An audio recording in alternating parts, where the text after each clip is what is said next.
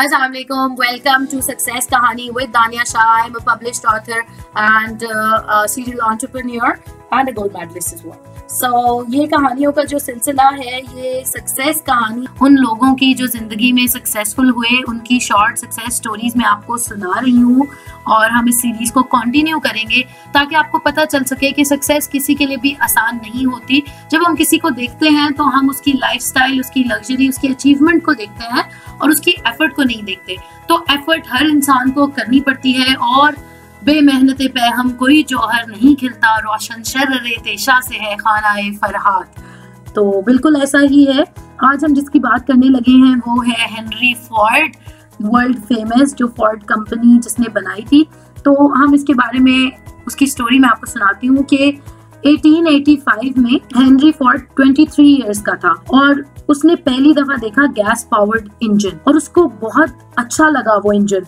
उसने हमेशा एक मैकेनिस्ट था वो और उसने डिवाइसेस के ऊपर काम किया था, लेकिन ये जो फैसिनेशन थी एक न्यू टाइप ऑफ इंजन की जहाँ से खुद ही वो अपनी पावर क्रिएट कर रहा है, ये उसके लिए बहुत ही न्यू चीज थी। तो उसने सोचा कि हम एक ऐसी हॉर्सलेस कैरेज बना सकते हैं जिसमें कोई एनिमल नहीं यूज हो रहा और जो खुद ही मूव करेगी और जो ट्रांसपोर्टेशन की दुनिया है ये रेवोल्यूशनाइज हो जाएगी। उसने अपनी जिंदगी का मकसद बना लिया ऐसा एक ऑटोमोबाइल क्रिएट करने के लिए। वो दिन रात काम कर रहा था एडिसन एलिमिनेटिंग कंपनी में एज एन इंजीनियर और दिन के टाइम वो इंटरनल कंबशन इंजन के साथ वो काम करता था और फिर रात में उसने एक वर्कशॉप बनाई अपने घर के पीछे एक शेड सी जगह पे और जहाँ पे वो इंजन खुद से बनाने लगा क्योंकि उसने उसको अब देख लिया था तो वो उसको बनाना चाहता था। फिर उसने क्या किया कि मेटल स्क्रैप्स उसको जहाँ से भी मिलते थे छोटे मोटे वो उनको यूज करके अपनी वर्कशॉप में इंजन बनाने की कोशिश करता रहा और 1896 तक उसने अपने फ्रेंड्स और सारे लोग 1885 से लेके 96 तक 11 साल का टेन्योर है जो उसने लिव किया और उसने अपना फर्स्ट प्रोटोटाइप बना लिया इतनी अनथक मेहनत के बाद और उसका नाम उसने रखा क्वाड्री साइकिल और उसने डिट्रॉइट में उसको चलाने के लिए दे दिया। अच्छा, उस टाइम पे बहुत सारे और लोग भी थे जो गैस पावर्ड इंजन्स के लिए और ऑटोमोबाइल इंडस्ट्री में काम कर रहे थे और बहुत हाईली कंपेटिटिव एनवायरनमेंट था जहाँ पे न्यू कंपनीज के लिए तो कोई चांस ही नहीं था। फोर्ड्स की जो क्वाड्री साइकिल थी वो अच्छी तो थी, वो अच्छी चलती भी थी और लेकिन वो छोटी थी ना, लार्ज स्केल प्रोडक्शन के लिए कोई कंपनी उसको ले नहीं सकती थी। फिर उसने सेकंड ऑटोमोबाइल पे काम करना शुरू किया। उसने ये नहीं सोचा कि यार क्या मतलब 11 साल मेरी मेहनत वेस्ट हो गई। उसने सेकंड पे काम करना शुरू किया और 1 साल बाद उसने वो बना ली। बहुत उसका मार्वलेस डिजाइन था, सब कुछ सिंप्लिसिटी और कॉम्पैक्टनेस ऐसा उसने बनाया, इजी टू ड्राइव थी और सिर्फ उसको क्या चाहिए था कि अब उसके पास फाइनेंशियल इतने पैसे हों और इतना बैकिंग हो कि वो उसको मैस स्केल पे प्रोड्यूस कर सके। अब 1890s में और उस टाइम में एक ऑटोमोबाइल बनाना कोई आसान काम नहीं था।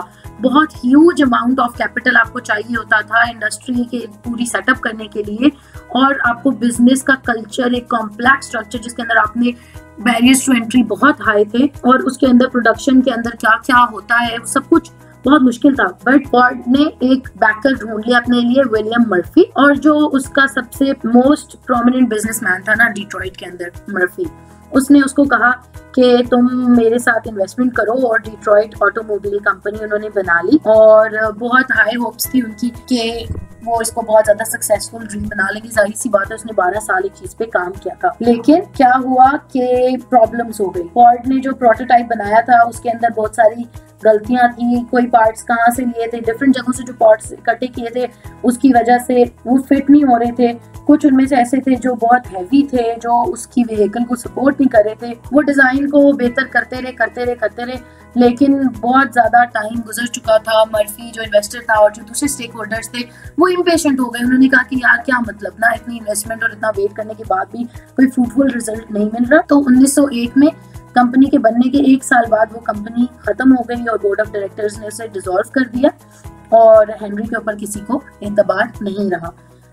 अपने फेलियर के बारे में जब फोर्ड ने सोचा तो उसने बिल्कुल ये नहीं सोचा कि मैं तो जिंदगी में तबाह हो गया हूँ, मेरा इतना टाइम वेस्ट हो गया है, कोई मुझ पर ट्रस्ट भी नहीं कर रहा, बल्कि उसने ये रियलाइज किया कि वो अपना जो ऑटोमोबाइल है वो बहुत ज्यादा लोगों के लिए बना रहा है। वो कोशिश कर रहा है कि हर बंदे की वो नीड को एड्रेस कर सके। ऐसा नहीं हो सकता। अब उसको चाहिए वो दोबारा ट्राई करेगा और वो एक लाइट वेट और छोटी व्हीकल बनाएगा और उसने मर्फी को दोबारा कन्विंस कर लिया कि तुम मुझे एक चांस दो और ऐसा होता नहीं था कभी भी ऑटोमोबाइल बिजनेस में कि कोई किसी को second chance they, but Ford को मिल गया। शायद उसका पैशन इतना था कि वो उसको करना चाहता था, उसने कन्विंस कर लिया मर्फी को। फोर्ड की जीनियस आइडिया पे उसको एतबार भी था मर्फी पे, और उसने दोबारा इन्वेस्ट कर भी दिया, लेकिन मर्फी की तरफ से कांस्टेंट प्रेशर था कि जल्दी वो कंप्लीट करे, ताकि फर्स्ट वाला कंप्लीट नहीं हो सका था, इसलिए लेट होता रहा और इंडस्ट्री ट्रेंड्स चेंज हो गए। तो उसने कहा कि तुम इसको जल्दी करो, बट फोर्ड ने कहा कि नहीं, जिस बंदे को पता ही नहीं है कि मैं क्या बना रहा हूँ, मैं उसका ओपिनियन नहीं बीच में लूंगा। और उसने इंटरफेरेंस के बावजूद उसने अपनी मर्जी से काम किया। मर्फी और उसके जो लोग थे वो एक और बंदे को ले आए जो प्रोसेस को सुपरवाइज करेगा। यहाँ पे फोर्ड को लगा कि दिस इज इनफ। वो इतना ज्यादा मतलब ब्रेक हो चुका था कि पहले वो इतना ट्राई कर रहे हैं, फिर ऊपर से उसके स्किल पे वो डाउट कर रहे हैं। उन्होंने एक और बंदा उसके ऊपर लाके बिठा दिया। तो उसने क्या किया कि 1 साल बाद वो कंपनी उसने छोड़ दी। और इस दफा जो मर्फी के साथ उसका ब्रेकअप हुआ कंपनी के तौर पे, वो बिल्कुल फाइनल था। और कार बिजनेस के अंदर जितनी भी इंडस्ट्री थी, हर बंदे ने हेनरी को राइट ऑफ कर दिया कि इस बंदे के साथ तो काम करना पॉसिबल ही नहीं है और इसके ऊपर ट्रस्ट नहीं किया जा सकता। उसने अपने 2 चांसेस उसको मिले थे और उसने दोनों ज़ाया कर दिए। अब उसे थर्ड नहीं मिलना चाहिए था और इतने मिलेगा, और इतने ज़्यादा जहाँ पैसे इन्वॉल्व हैं वो कोई भी इतना बड़ा रिस्क लेने को तैयार नहीं था। फिर अपने फ्रेंड्स और फैमिली के साथ जब फोर्ड बैठता था तो वो बिल्कुल अनकंसर्न था इन चीज़ों के बारे में, उसको कोई फर्क नहीं पड़ता था। वो कहता था कि ये जो सारे फेलियर्स हैं इससे उसने बहुत इनवैल्यूएबल लेसन सीखे हैं। उसको पता चला है कि जो छोटी छोटी चीजें हैं कंप्लीट प्रोसेस के अंदर, जैसे एक इंजन या एक वॉच बनता है तो उसमें एक एक पार्ट का एक एक पर्पस होता है, और जब तक एक भी पार्ट ठीक ना हो तब तक वो पूरी फंक्शन नहीं करती। इसी तरह उसको प्रोसेस के बारे में समझ आ गई और उसने कहा कि मैंने इतना एक्सपीरियंस तो गेन किया है और मैं अब बिल्कुल भी इस बारे में वरीड नहीं हूँ। और वो सिर्फ चाहता था कि वो दोबारा से स्टार्ट करे। उसको ये बात नहीं पसंद थी कि अगर किसी बंदे के पास पैसे हैं तो इसकी बेस पे वो डिजाइन के बारे में मशवरा दे दे या फंक्शनैलिटी। जब एक बंदे को पता ही नहीं है कि कैसे कार इंजन ने बनना है या कैसे काम करना है, तो इस बात की बेसिस पे कि वो पैसे लगा रहा है या उसके पास पैसे हैं, तो इस बात की बेसिस पे उसकी बात में क्यों सुनूं।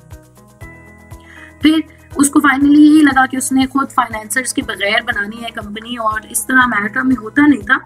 एक बहुत ब्यूरोक्रेटिक इंडस्ट्री थी और उसके अंदर चलना इतना पॉसिबल नहीं था। फिर उसने अपनी एक नई फॉर्म ऑफ ऑर्गेनाइजेशन बनाई, अपना एक बिजनेस मॉडल बनाया जो उसकी टेम्परामेंट और उसकी नीड्स के अकॉर्डिंग था। देखिए, जब उसको जरूरत पड़ी तो उसने अपना एक बिजनेस मॉडल कंप्लीटली इजाद कर लिया। उसने गिव अप नहीं किया और एक टीम उसने इंक्लूड की जिसके ऊपर वो ट्रस्ट कर सकता है, और ये राइट उसने अपने पास रखा कि हर फाइनल डिसीजन उसी का होना चाहिए। खैर, जो उसकी रेपुटेशन थी, 2 दफा वो फेल हो चुका था और तीसरी दफा उसको किसी ने इन्वेस्टमेंट देनी नहीं थी। फिर उसको थोड़ा टाइम लगा, उसको कुछ मंथ्स लगे जिसमें वो इन्वेस्टर ढूंढता रहा। फाइनली उसको एक आइडियल पार्टनर मिल गया, अलेक्जेंडर मेलकमसन, जो स्कॉटलैंड से था और उसने कोल बिजनेस के अंदर बहुत पैसा कमाया था।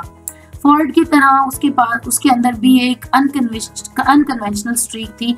वो नॉर्मल वे से मतलब नहीं चलता था और उसके अंदर रिस्क टेकिंग की एबिलिटी थी, जिसकी वजह से उन दोनों की आपस में जम गई और उसने फोर्ड को फाइनेंस करने का फैसला किया। और उसने कहा कि मैं मैन्युफैक्चरिंग प्रोसेस में मेडल नहीं करूंगा, इंटरफेयर नहीं करूंगा। फोर्ड ने फिर एक नई किस्म की असेंबली प्लांट बनाया जिसकी वजह से उसके पास ज्यादा कंट्रोल भी होगा उस गाड़ी के लिए बनाने के लिए जो उसने बनानी है, जो सिंपल भी हो, ड्यूरेबल भी हो और सारा डिजाइन और सब कुछ उसकी मर्जी से हो सके और एक स्पीड ऐसी पे हो सके। उस सब के लिए उसने एक असेंबली प्लांट क्रिएट किया। फिर उसने 15 कार्स अ डे बनानी शुरू की, जो कि एक काफी हाई नंबर था। 15 गाड़ियां एक दिन में बनाना उस जमाने में बहुत ही मुश्किल काम था। फिर उसने हर प्रोडक्शन का एस्पेक्ट देखा कि गाड़ी कैसी है, अंदर से कैसी है, बाहर से कैसी है। असेंबली लाइन पे वो खुद काम करता, वर्कर्स के साथ उनसे इंटरैक्ट करता कि कहाँ प्रॉब्लम आ रही है। तो उसको ऑर्डर्स आना शुरू हो गए। फर्स्ट मॉडल ए के जो उन्होंने बनाया था, और वो इतनी महंगी नहीं थी। 1904 में द फोर्ड मोटर कंपनी उन्होंने बनाई, और फिर आहिस्ता आहिस्ता जब ऑर्डर्स आने लगे तो उन्होंने कंपनी एक्सपैंड कर ली। सून ये एक ऐसी कंपनी बन गई जो early era of automobile business के अंदर एक जाइंट थी, और ऐसी पहले कभी कोई कंपनी एग्जिस्ट नहीं कर रही थी, बट उसने उसको बना लिया क्योंकि हेनरी का दिमाग ऐसा था, जो उसके पास ग्रेट इन्वेंशन की पावर थी, उसका मैकेनिकल माइंड था, वो सोच सकता था पार्ट्स को, उनको बनाने से पहले वो अपने दिमाग में उनको देख सकता था, उनके बारे में सोच सकता था, और उसने कभी गिव अप नहीं किया। सो अगर उसको कभी कहा जाए ना कि कोई चीज कैसे काम करती है, तो रादर देन कि उसको मुंह से एक्सप्लेन करे, वो एक नैपकिन के ऊपर उसको बना के दिखा देता था कि यार ये इस तरह बनती है। सो वो बहुत ज्यादा इंटेलिजेंट था, लेकिन जब उसको समझ आनी शुरू हुई ये सारी चीज की, और जब उसने उसको मैस प्रोडक्शन करने लगा, जब बड़े लेवल पे वो उसको बनाने लगा, तो उसको समझ आई कि इतना नॉलेज नहीं था उसके पास, उसको कोई एडिशनल हेल्प चाहिए थी, जो एक बंदा हो जो एंटरप्रेन्योर भी हो और जो उसको बिजनेस में हेल्प कर सके। फिर उसको, क्योंकि वो मशीन्स के साथ काम करता था, इसलिए उसके पास पेशेंस था, प्रैक्टिकल इंटेलिजेंस थी, और वो प्रॉब्लम्स को सॉल्व करना जानता था। जब एक मशीन खराब होती है तो आप माइंड नहीं कर लेते, या नाराज नहीं हो जाते, या डिसअपॉइंट नहीं हो जाते। आप क्या करते हो कि आपको जो बंदा मशीन ठीक करने वाला है, जो मैकेनिक है, उसको तो ये एक अपॉर्चुनिटी मिलती है कि अब मुझे इस हिस्से का भी फंक्शन पता चलेगा, और क्या स्पेसिफिक हिस्सा क्या काम करता है, मैं इसको भी फिक्स कर सकूंगा। तो इसकी वजह से हमेशा इम्प्रूवमेंट होती है और फ्लॉज बेहतर हो सकते हैं। अनलेस जब तक आप एक परफेक्ट मशीन नहीं बना लो, आप उसको फिक्स करते रहते हो। सो आप सेम चीज को अपने बिजनेस और एंटरप्रेन्योर जो है आपका कैरियर, उसके लिए भी आप उसको ऐसे ही समझें कि जो मिस्टेक्स हैं और जो फेलियर्स हैं, कितनी दफा फॉर्ड फेल हुआ, कितनी दफा उससे गलतियां हुई, बट वो आपकी एक एजुकेशन का जरिया है, आपको सिखाने के लिए। वो आपको बताते हैं कि आपके अंदर क्या चीज की कमी है। अगर आप किसी इंसान से ये मशवरा लेना चाहें अपने स्किल के बारे में, तो लोग यूजुअली पॉलिटिकल होते हैं, अपने तारीफ के अंदर भी और क्रिटिसिज्म के अंदर भी। एक ऑनेस्ट ओपिनियन वो आपको नहीं दे सकते। लेकिन जब आप फेलियर्स से गुजरते हैं तो आपको पता चलता है कि आपके आइडिया में क्या गलती थी, और वो आइडिया में गलती आपको सिर्फ तभी पता चल सकती है जब आपने उसको एग्जीक्यूट किया हो। आपको ये पता चलता है कि आपकी ऑडियंस, जो आपने अपने दिमाग में सोचा हुआ है कि उनको चाहिए, क्या असल में उनको वो चाहिए भी है, असल में आपकी ऑडियंस को क्या चाहिए। फिर आपको पता चलता है कि आपके आइडिया में और पब्लिक उसको कैसे परसीव कर रही है, उसमें क्या फर्क है, उसको आपने कैसे ठीक करना है। अपने ग्रुप के अंदर आपकी टीम कैसी बनी हुई है, आपके पास कितनी इंडिपेंडेंस है, आपके पास फाइनेंसिस का क्या प्रोसेस है, ये सारी चीजें आपको इन सब फेलियर से गुजरने के साथ साथ ही समझ आती है। इवन आपका डिजाइन कैसा है, आपने उस डिजाइन के अंदर क्या, तो कैसे वो इम्प्लीमेंट होने हैं, उनके अंदर क्या कमी है, यूजर को क्या नजर आ रहा है, और मैनेजमेंट के क्या इश्यूज हैं, ये सारी चीजें आपको किए बगैर नहीं पता चल सकती। जब तक आप उनको करेंगे नहीं, आपको समझ नहीं आएगी। आप इसके बारे में ऐसे सोचें, जिंदगी में दो किस्म के फेलियर होते हैं।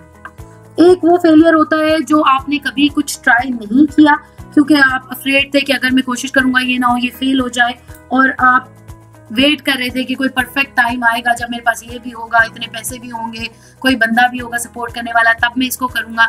तो जो आपने कभी चीज ट्राई की नहीं या स्टार्ट लिया ही नहीं, वो तो आपका फेलियर है, जिससे आपने कुछ भी नहीं सीखना, और वो आपको डिस्ट्रॉय भी कर देगा क्योंकि आपने ट्राई ही नहीं किया। लेकिन जो दूसरी किस्म का फेलियर है वो ये होता है कि आप एक बोल्ड स्टेप लेते हो, आपको पता है कि चीजें गलत भी हो सकती हैं, आपके पास इनफ सपोर्ट भी नहीं है, आपके पास इनफ डाटा भी नहीं है, फिर भी आप कोशिश करते हो।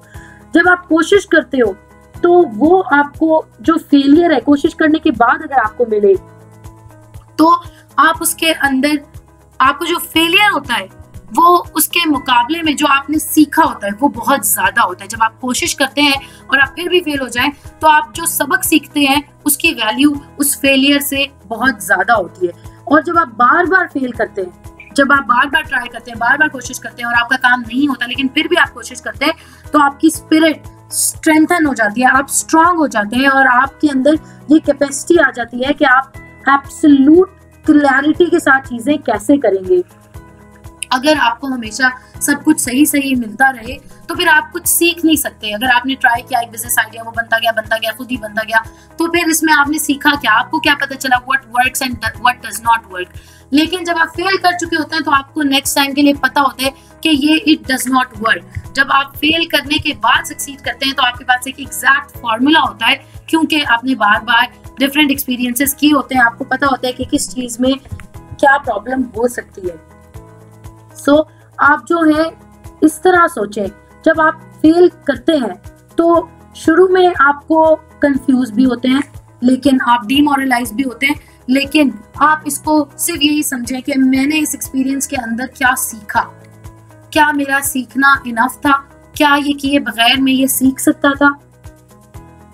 तो जब आपने एंटरप्रेन्योर बनना है या सक्सीड करना है लाइफ में, तो पहली चीज तो ये है कि अपने आइडियाज के ऊपर जल्दी से जल्दी काम करें और उनको पब्लिक करें। जब तक लोग देखेंगे नहीं, आपको पता नहीं चलेगा कि ये फेल हो रहा है या सक्सीड हो रहा है। और जब आप पब्लिक करें तो अपने जहन में हमेशा ये ख्याल रखें कि पॉसिबिलिटी है कि ये फेल हो सकता है, लेकिन अगर वो फेल हो भी गया तो मैंने बहुत कुछ सीख लिया होगा। आई होप कि हेनरी फोर्ड की स्टोरी आपको पसंद आई होगी और आप लोग सब्सक्राइब करें मेरे पॉडकास्ट को, चैनल को, और कोई भी आपको क्वेश्चन है तो you can always ask us. आप हमें ईमेल कर सकते हैं, फेसबुक पे गेट बैक कर सकते हैं, और खुश रहें, कामयाब बनने की कोशिश करें। अल्लाह हाफिज।